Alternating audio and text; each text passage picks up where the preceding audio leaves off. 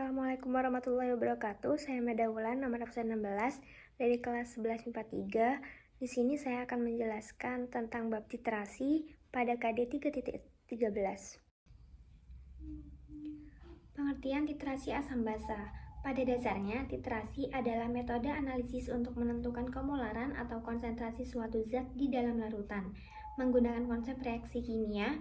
Jadi, titrasi asam basa adalah suatu prosedur yang dilakukan saat kita ingin menentukan kemolaran atau konsentrasi suatu asam atau basa dengan menggunakan konsep penetralan asam basa. Alat dan bahan dalam proses titrasi asam basa.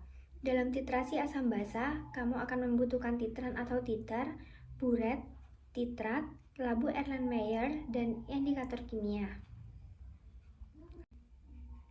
Titran atau titer. Titran adalah zat yang digunakan menitrasi. Titran disebut juga sebagai titer. Titran ini merupakan larutan standar yang telah diketahui secara pasti konsentrasinya, misalnya asam kuat atau basa kuat. Yang kedua yaitu buret.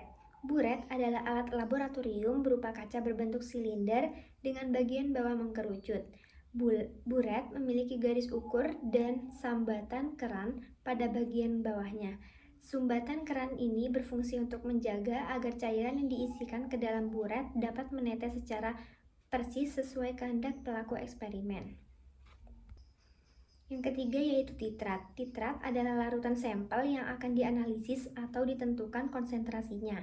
Jadi titrat inilah yang nantinya akan kita ubah atau kita hitung konsentrasinya dengan meneteskan sejumlah zat titran ke dalam melalui buret. Pada titrasi asam basa, posisi titrat terletak pada labu Erlenmeyer. Yang keempat yaitu labu Erlenmeyer. Labu Erlenmeyer adalah alat laboratorium berupa gelas kaca dengan ujung kepala dan leher yang kecil, kemudian melebar terus hingga bagian bawahnya. Labu Erlenmeyer biasa dipakai untuk menampung bahan kimia yang berbentuk cair. Bagian kepala dan lehernya yang kecil berfungsi untuk mengurangi resiko cairan kimia tumpah atau menyiprat keluar. Yang terakhir yaitu indikator kimia. Indikator kimia adalah alat yang digunakan untuk mengetahui kapan suatu sampel atau titrat telah habis bereaksi. Ketika titrat dengan titrat sudah tepat bereaksi atau habis bereaksi, maka dapat dibilang bahwa eksperimen tersebut sudah mencapai titik ekuivalen. Ketika telah melampaui titik ekuivalen, maka akan yang terjadi perubahan warna yang spesifik. Contoh soal yang pertama. Sebanyak 20 ml asam sulfat dititrasi dengan NaOH 0,1 m dan ternyata pada akhir dititrasi diperlukan volume NaOH sebesar 20 ml. Molaritas asam sulfat adalah, jadi diketahui asam sulfat yaitu H2SO4, Va-nya yaitu 20 ml, Mb-nya sama dengan 0,1 m dan Vb-nya 20 ml. Jadi ditanyanya yaitu molaritas atau Ma. Jawab yaitu Ma kali Va dikali A sama dengan Mb kali Vb kali B.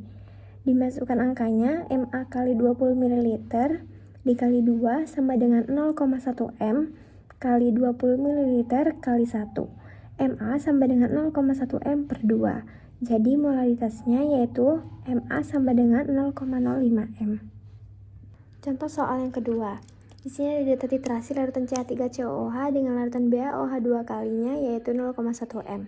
Di sini ada konsentrasi larutan CH3COOH-nya. Terus diketahuinya yaitu CH3COOH yaitu A sama dengan 1, Va sama dengan 40 ml, BaOH 2 kalinya yaitu B sama dengan 2, Mb-nya sama dengan 0,1 m. Vb-nya sama dengan 24 tambah 25 tambah 26 per 3, jadinya 25 ml. Ditanya yaitu molaritas atau Ma-nya. Jawab, Ma kali Va kali A sama dengan Mb kali Vb kali B. Dimasukkan angkanya, Ma kali 40 ml kali 1 sama dengan 0,1 m dikali 25 ml kali 2. Ma sama dengan 5 m per 40, jadi hasilnya yaitu Ma sama dengan 0,125 m. Sekian dari saya. Wassalamualaikum warahmatullahi wabarakatuh.